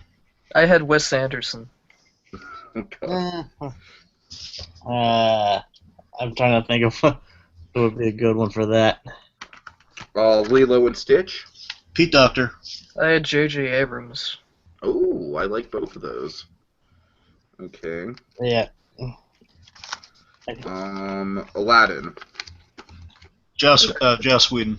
Oh, I had Lord Miller. That's a good one. I like Lord and Miller. That's really good. Yeah, that's a good choice. Okay. Let's see. The Fox and the Hound. I had a team of John Lasseter and Glenn Keane. Oh God. That would actually work really well. I had the Coen brothers. The Coen brothers. I thought it'd be really interesting, and I also didn't know what to put movie. I want to hear that movie. It would be really interesting though. Maybe next time. Maybe put a pin in it. Okay. Peter Pan. Andrew Stanton. Spike Jonze. Spike It sounds interesting. Infinitely more cool. I'm sorry. Yeah. I love Andrew Stanton. That sounds so cool. Okay. Let's see. The Lion King. Spielberg. Kenneth Branagh. Oh, that's a good choice. I honestly think Jon Favreau should direct Lion King. But we want him to direct everything, Tiki. We can't have it. Well, I know. I'm just saying Lion King and Jungle Book are very similar, right? Yeah. Which is why I don't think he should. Okay, Fantasia. Gendy Tartakovsky. Jean-Luc Godard. I am very much a fan of Inuarto. Which is great. Great choice. Yes. Okay. Just a couple more left here. Pocahontas. Nancy Myers. I originally had Ron Howard, then I changed it to Inarito. I never thought of Ron Howard for any of these. Would be good. Ron Howard would also be good. Why did I not think of Ron Howard for any of these? Okay. Hercules. Joe Johnston. You never gave me Hercules, Bullshit, I didn't. so I don't have that. I'll have to go back and look, but... Okay, Atlantis. Matthew Vaughn. Peter Jackson. Matt Reeves. Okay, those are all three of those are good choices. Okay.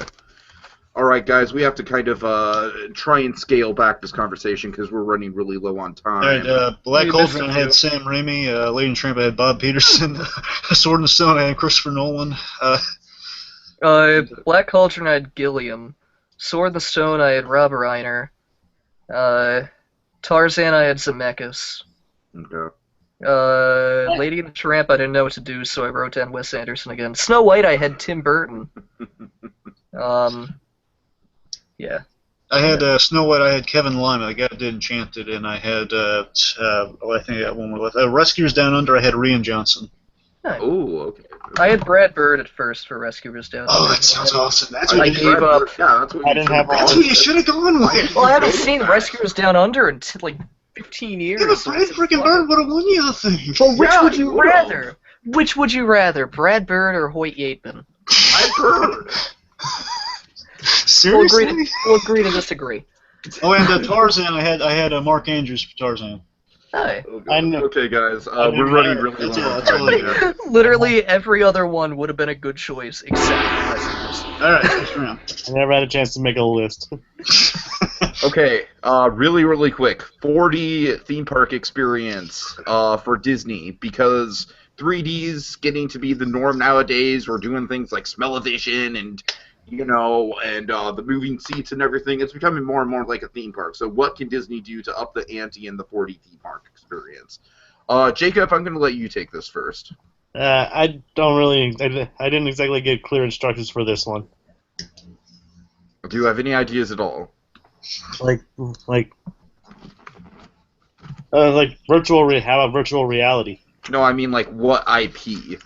Oh, sorry, like I said, I didn't really get clear for this one. Probably like the Jungle Book, like the new live action Jungle Book. The new live action Jungle Book should. Okay, I don't know. I'm just like I said, I didn't really prepare for this one.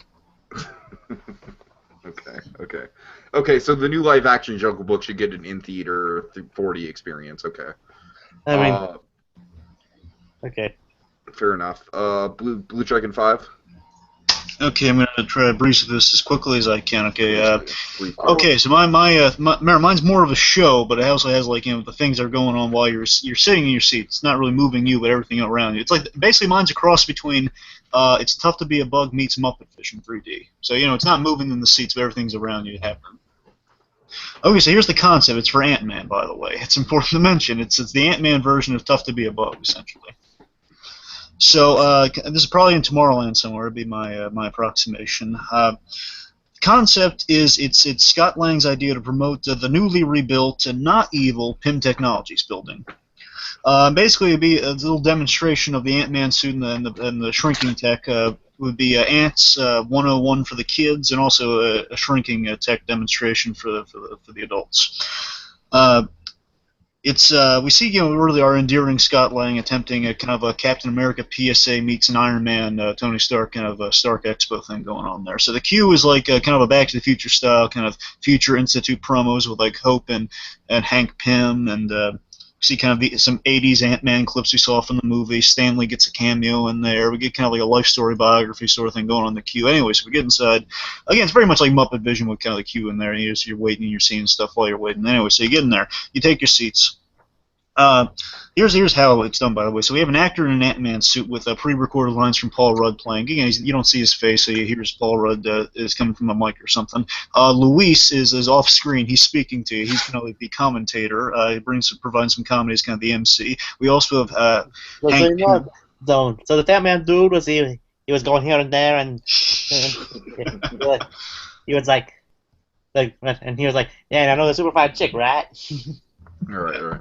Pretty much like that, and then we have Hank is the other voice in there. He's kind of the sardonic, kind of informative, like him.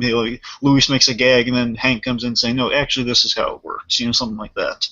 You get an idea. He's the expert, but he's not really crazy about this demonstration. He sees it's going to go wrong in several ways. Might have like a secret identities gag of like they're calling him Scott. And this guys, secret identity. Come on, Iron Man comes out there in a press conference. He reveals who he is, and now your thing's a secret. Yeah, we made a little secret identity gag because you're going to be calling him Scott a lot for shorthand, anyway. So we see him using the little frequency device to control the ants, make them do tricks. Everyone's wearing the 3D glasses as kind of like a way of like the excuse is like their magnification glasses, so you can see them all the way down there. We have like a lot of 3D. We have screens all around, like little technology on the main stage, so you can see him when he's all shrunken down, and the audience can track him. They're in like a little booth seating. So basically, you see Ant-Man shrinking down there. He's doing some ant tricks. We see the crazy ants were short-circuiting stuff. A little electricity going off in the audience. Bright blue lights.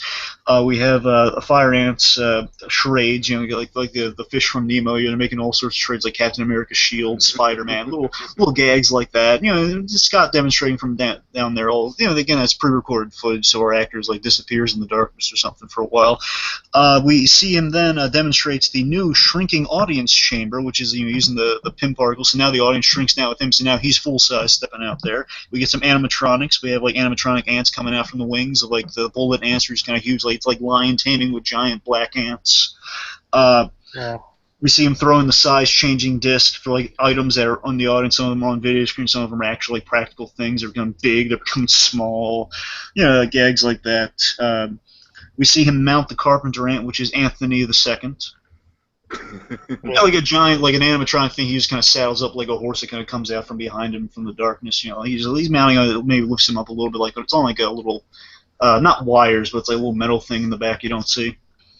Anyway, so then basically this is the ending here. The ending is like a yellow jacket comes in, he attacks you at the idea, and there's a little exposition line because we know he didn't really make it through Ant-Man. It's the yellow jacket suit. It's a knockoff from Hammer Tech. A little bit of thing for the Marvel fans out there. Justin Hammer's technology is built to knock off Ant-Man suit. Like that. We see basically an action scene take place and a lot of changing sizes, and we're just there observing here during this action scene. We have like Hank instructing Scott on what to do, and Luis is just kind of coaching him like he's in a fight on the side.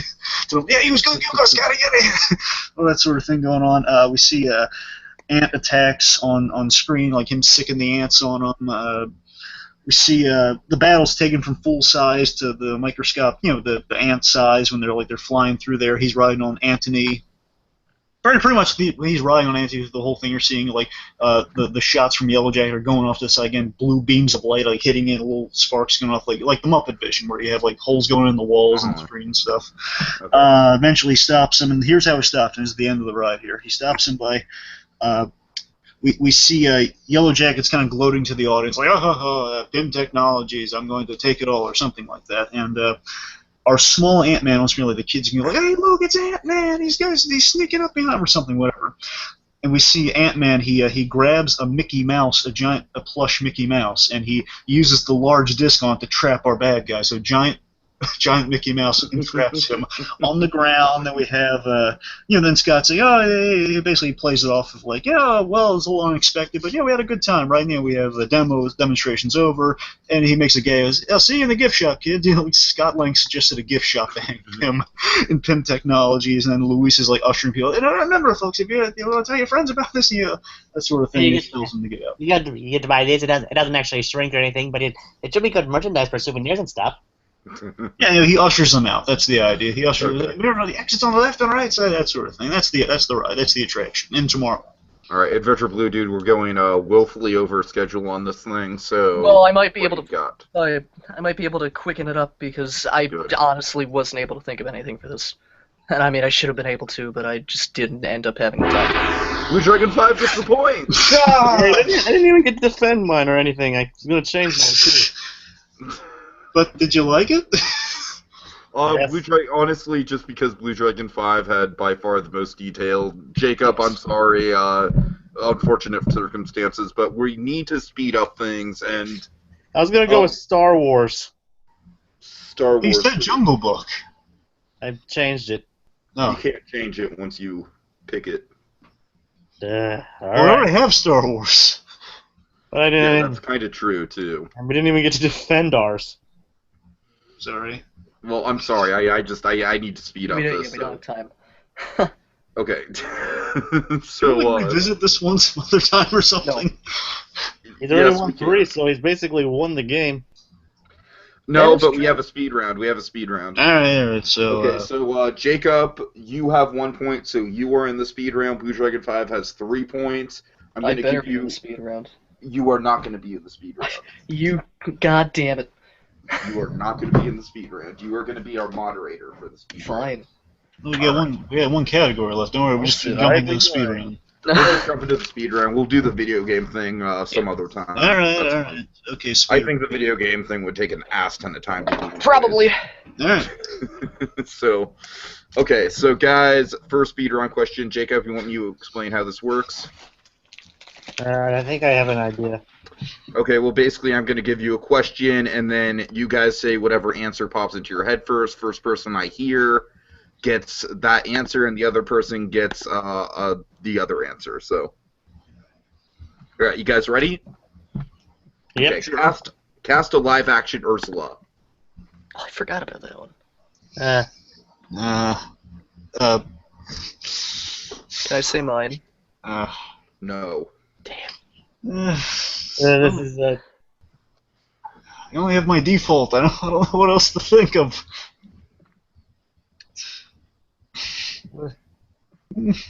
Okay, fine. Allison Janney. Allison Jan. Okay. Jacob. Holland Taylor. Okay. I'm going to give you each 30 seconds to give a rebuttal about that. So, Yeah. Who goes first? you go first because you said it first. Okay, I have no idea who Jacobs is. I know Allison Janney. She's on Mom. She's a little bit notable. She's funny. She was in Nemo. She was Peach Starfish. Again, she's got good comedy. Put her in a fat suit or a CG thing, and she'll look the part. Again, I think she has the kind of the character to do Ursula. Okay. Jacob. Well, then to add to your thing, Holland Taylor's done several roles actually. She was most notably the Evelyn in 2.5 Men. Okay. So. Oh, okay. So she'd actually be kind of good for that kind of role. She'd be like kind of like a conniving, kind of like manipulative kind of woman character. Not that women are not that all women are manipulative or anything, but she kind of has that kind of vibe about her. She'd be kind of good. Right. She'd be good for that. I'm going to give you each 30 seconds to give a closing statement. BlueDragonFive, go. Again, I mean, Allison Janney, she's been kind of an Ursula type character. She's been kind of manipulative. She's funny. She's entertaining. She can be really, really comically angry. Again, traits you want with Ursula. Okay. Jacob? Holland Taylor's really the same way. I mean, she plays a very conniving mother who manipulates both of her sons. She's very She's played the mom of an Ursula from George of the Jungle, so she has experience with Ursulas in the past. But I'm going to give the point to Jacob just for that. It's also just because I heard more arguments about why she in character would be good. So Jacob, Yes. now 2-4. I would like to say that both were incorrect, though. The correct answer is Roseanne Barr. Oh God. Oh, you know yes.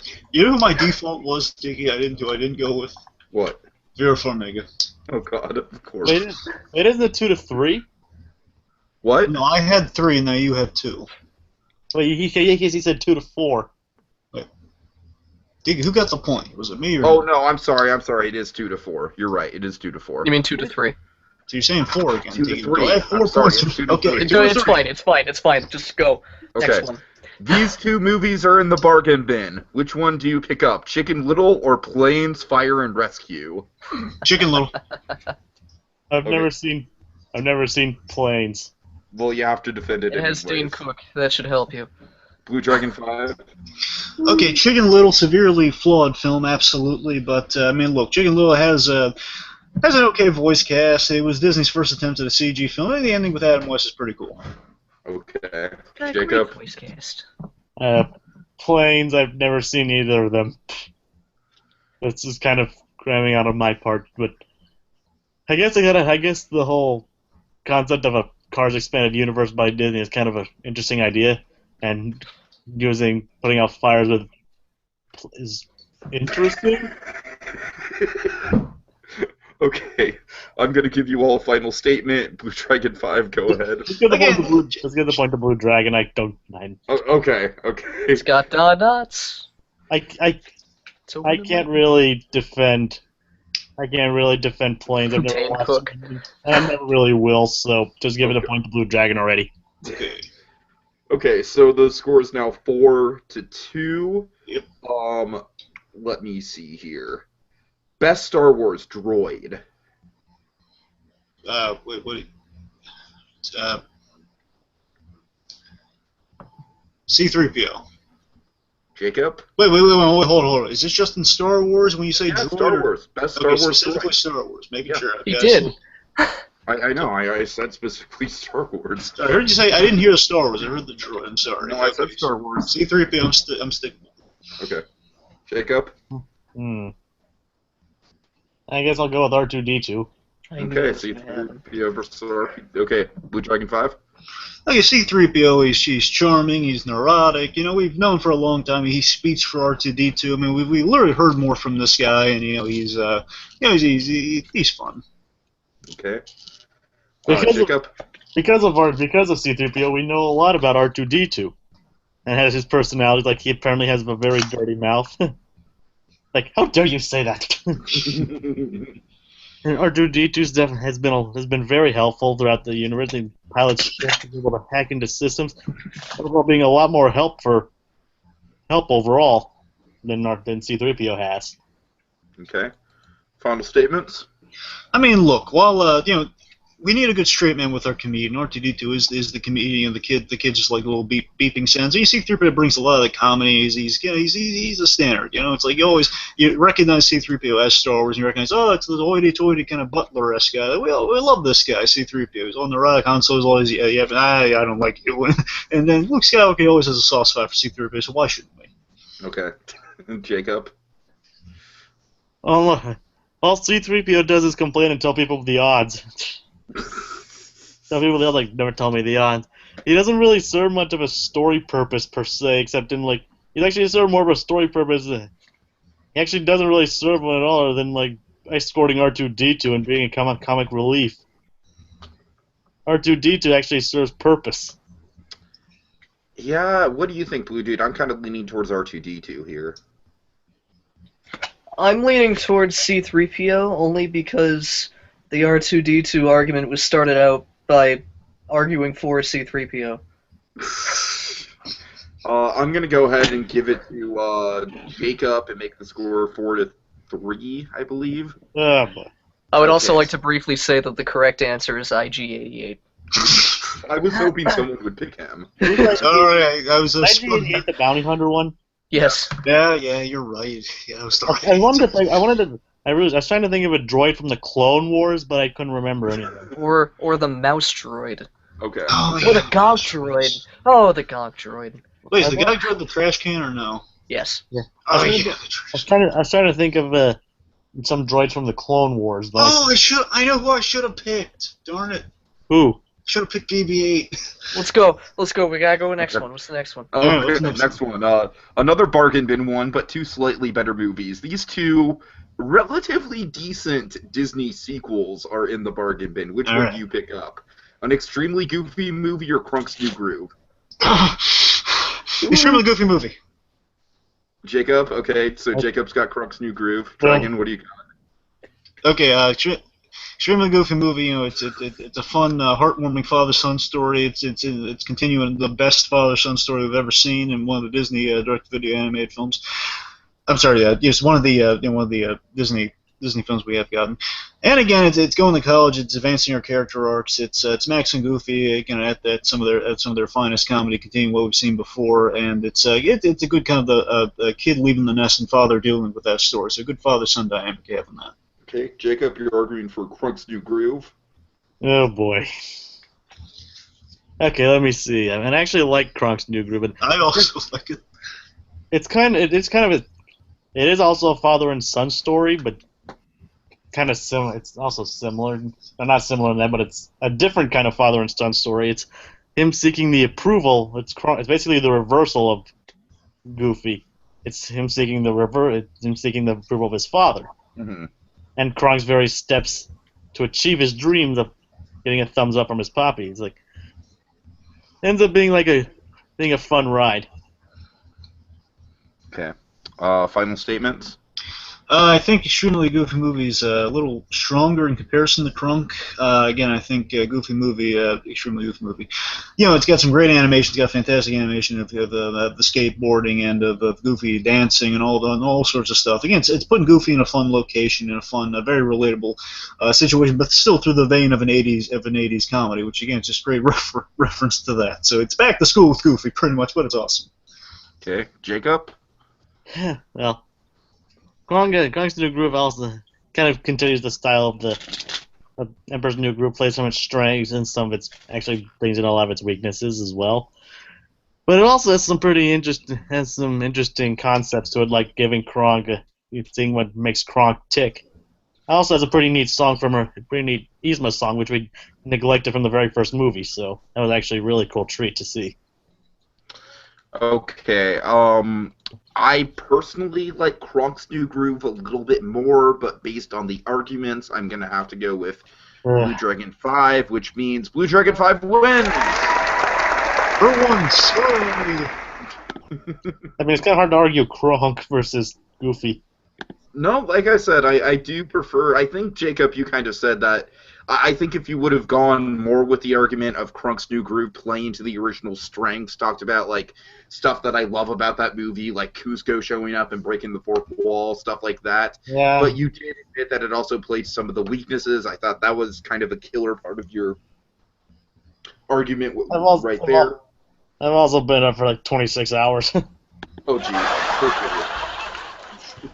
But both of those were actually good sequels, so they're both good sequels. Okay, guys, so thank you for putting up with this, and I had a lot of fun, and I think we've got some really funny material out of this. So, in closing, Adventure Blue Dude, would you like to say some parting words about our dear director friend of G-Force? I've already forgotten his name, but honestly, I may have forgotten his name. He'll never be forgotten. But I assure you, he is my favorite director. I've said for years that Kubrick was my favorite director until today, when I learned of Hoyt Yateman. Somehow there will always be Kubricks. Somehow the man who went into a midlife crisis and ran into the brick wall of anthropomorphic gerbils. There will always be Kubricks. There'll never be another Hoytman. Correct. That is what he did instead of buying a motorcycle and dating younger women. He made a movie about talking gerbils, starring Sam Rockwell. Hey, I love Sam Rockwell. Oh, so do I. He was great. Gerbil dances too, and little hamster ball. He's great in the Chuck Barris movie, Confessions of a Dangerous Mind. But I digress. And Iron Man 2. Oh, and Galaxy Quest. Okay. So yes, I think Hoyt Yateman is going to be like a running joke for years to come, hopefully. So thank you. Not for as that much as addition. Howard Hamlin. Maybe. Okay, so at any rate, thank you guys for joining us. We will be back tomorrow with the So You Want to Be an Imagineer Historical Retrospective Part 2, and have a good night, and make sure Lassie doesn't get shot. Make sure that doesn't happen.